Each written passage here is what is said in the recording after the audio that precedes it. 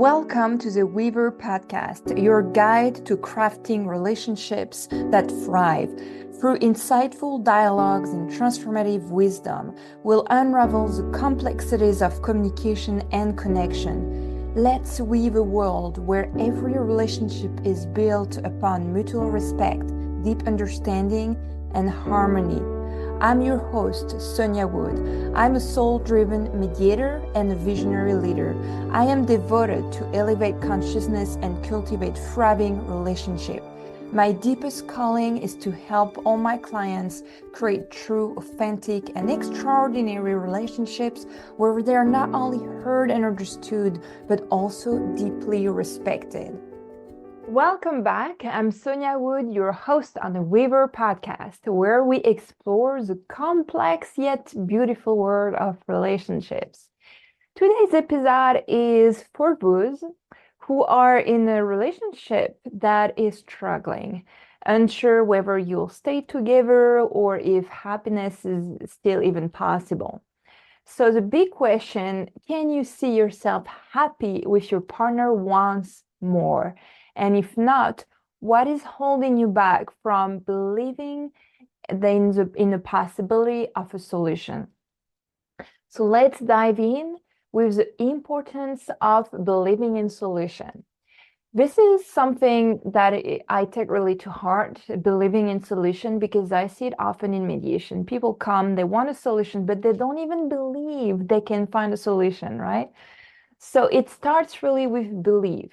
One of the first thing is to really, understand that you have to believe you can find a solution if you want to be able to find it. This lack of belief is often the first barrier to overcome. Without the hope or the trust in the process, in the possibility of reconciliation, it becomes very challenging and incredibly difficult to move really forward. So once you work on the belief of finding a solution, that the solution exists, you can go toward visualizing happiness again. Because if you take a moment for yourself, can you picture yourself happy with your partner again? Really happy, fully, flourishing happy. What does it look like? And if the answer maybe feels uncertain, that's okay. That's normal. But it's critical and important to understand that believing in the possibility of happiness is the first step toward finding it. Just like any challenge, actually, if you don't believe in a solution that exists, then you won't look for it, right? So very important to try picturing yourself. If you were happy with your partner again, what would it look like? What really factually? And give yourself the permission to even not having a clear idea about it, but act knowing, at least having that belief that there is probably a solution, even if you don't see it yet. Then the other thing is to focus on what's possible and not what is missing. And actually, that's where probably having a third party to help you as, a therapist, a coach, a mediator can really help you, because very often when we're focused on a problem, we don't see the solution. It's normal. Our brain is activated in survival mode. We just see the problem and we try to fix the problem by looking at why this happens, why, how can I fix this? And we're getting into that fix mode. Actually, I'm talking about it in my newsletter. So you can subscribe if you want to know more about that. But when we try to answer the question why, it's very tricky in situation of conflict, because our brain gets in that mode of hyper anxiety. Why this happens? Why this is like this? Why? Because it's a way it tries to find a solution. However, the question why in situation of conflict is a slippery path to take. So when I'm talking about focusing on what's possible and not what is missing, it's really not the why question. It's what can we do about it today? What is possible today? So instead of focusing on the problem and on what is not working, we start to shift our mindset toward what can work, what is possible today with what we have, and what can we do about it today. If you know my approach is pretty much what I do all the time is okay, this happens, not good. What can we do about it? And then, okay, let's move forward, do something about it. And in this way, we're focused on what could work, right? So, what are the small things in your relationship that are still good? Even things that you thought, oh yeah, it's normal, it's the way it's supposed to be, but maybe it's not that normal anymore. And focus on those small things, right? Where could there be an opportunity for rebuilding something? You can ask yourself those questions to try focusing on more on what is possible today. I want to take some time to talk about the role of doubt and fear of struggling, in the fear in couple who struggle. There is a couple things. There is a fear of failure and the doubt. So the fear of failure for many of us is represented by or when doubt creeps in because we're afraid of failure. And again, in my newsletter, I talk about it as the little Voldemort because you have one of the Harry Potter movie where Voldemort gets into Harry Potter's head and try to get him think, you're nothing, you're alone, nobody likes you, you have no friend, no family, and you have this Voldemort gets, with magic gets in Harry Potter's head, whatever. And then I saw that movie, I was like, damn it, that's exactly what happens. When you have doubts, it just creeps in your mind and makes you think you're not good enough, you're failure, you didn't do what you had to do, it's not good enough. And you personalize it thinking, oh, if it's not good enough, then I'm not good enough. Or so it's easier to believe that, coming back to our topic, it's easier to believe that relationship might end than to face the fear of doing the work and still not succeeding. And I'm sorry, it's a risk you must take. If you're committed to your relationship, you must try what you must. It's not, you don't have to do anything in life. You don't have nor should, but if you want a solution, you need to take that risk. And I'm going to be fully transparent here. If you don't try anything, then you're actually sure you're gonna fail. So the fear of doing a lot of things, trying, compromising, going to a therapist, having a coach, doing a formation, learning nonviolent communication, having, doing a full program together and still not succeeding. It's hard, but what do you prefer? Do you prefer to think, oh, yeah, it failed, but anyway, it was doomed from the beginning? Or do you want to, even if it fails, at least feel proud of yourself because you tried? Um, Usually my clients belongs to the second category. They are gonna try, even in the end, maybe it's not gonna succeed for their couple because they have breakthrough, they have realization, they realize maybe they grew apart or maybe other reasons, but at least they tried, at least they learned in the process and they had breakthrough. So that fear shouldn't stop you from trying to see if happiness is possible again, because doubt really blocks solutions. Doubt can often blind us to see the solution that are right in front of us because we're so focused on the problem. And the similar reason for that comes to neuroscience.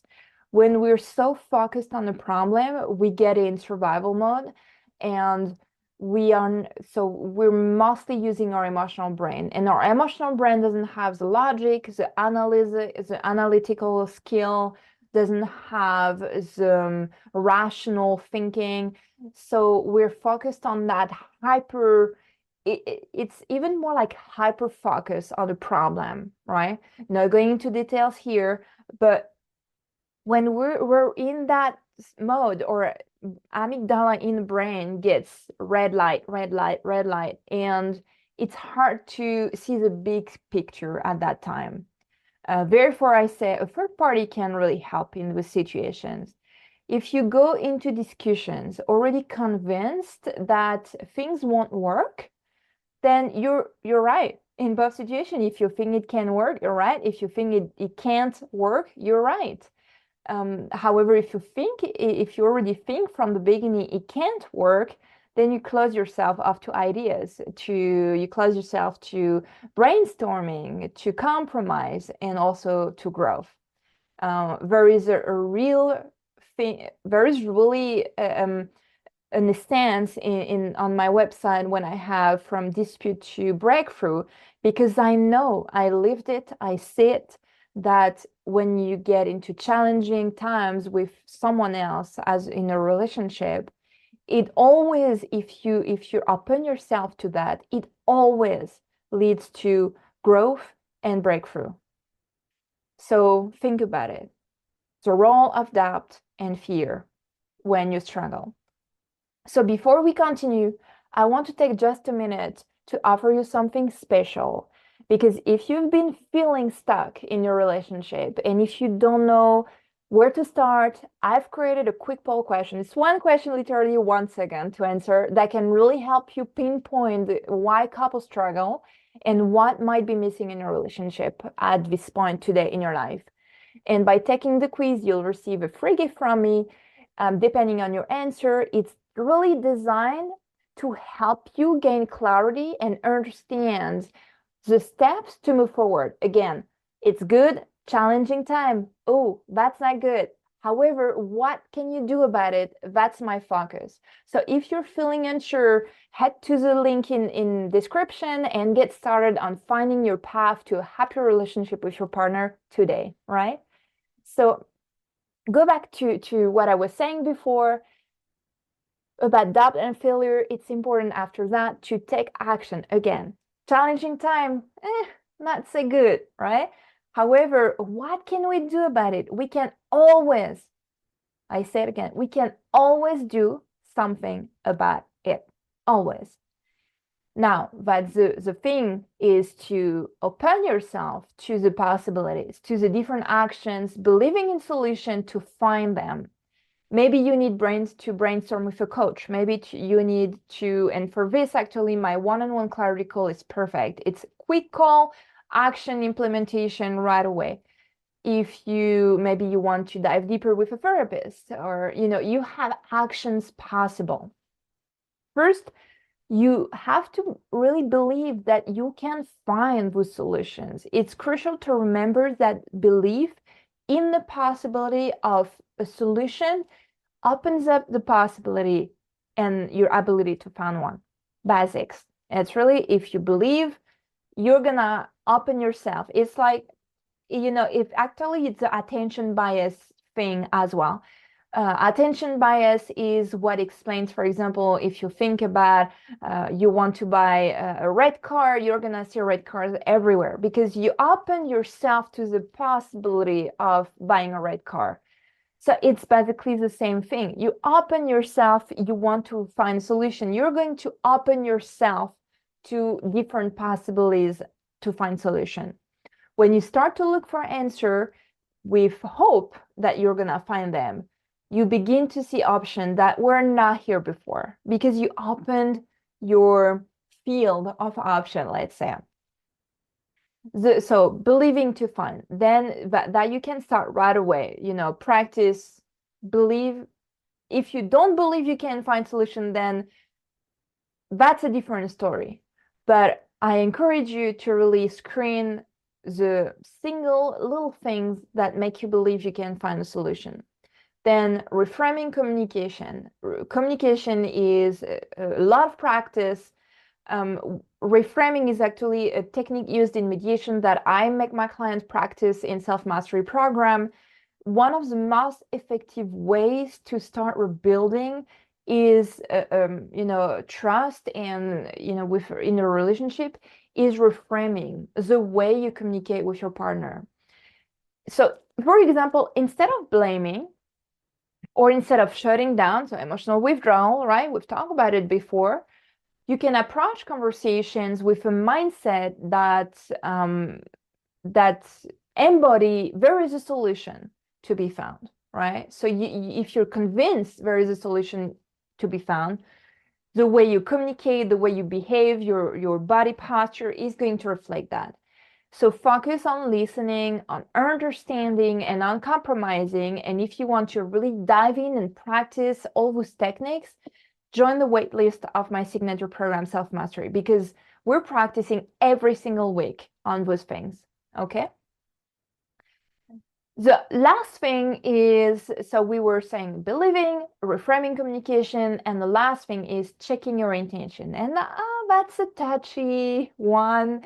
So disclaimer, that's a touchy one, but I'm not going around things. I'm asking the question right away with full transparency. So checking your intention. Why are you with your partner? Why are you still in your relationship? That there is reasons for it and might be reason and must be reasons for it. What is it that you still care about? Is there still love? Or is there qualities that you appreciate in him? So believing in solutions also means checking in with your intentions, right? If your intention is to make it work, remind yourself of why you chose this person and why your relationship is worth fighting for. Is it worth fighting for? Is it still important to you today? All those questions that are very hard to answer because it requires radical honesty toward yourself. But remember, nobody's gonna judge you here. It's between you and you. So at least know the answer for yourself because it's going to help you tremendously to move forward. So at the end of the day, if you believe that happiness is still possible, you've actually already made the first move toward finding it, and the journey might not be easy. We talk about it. It's challenging. But if you and your partner are both willing to try, you can rebuild and rediscover what brought you together in the first place. And again, what I'm saying to all my clients, self-mastery, you can do 50% of the job in a relationship, right? Your partner has to do the 50% over, the other 50%.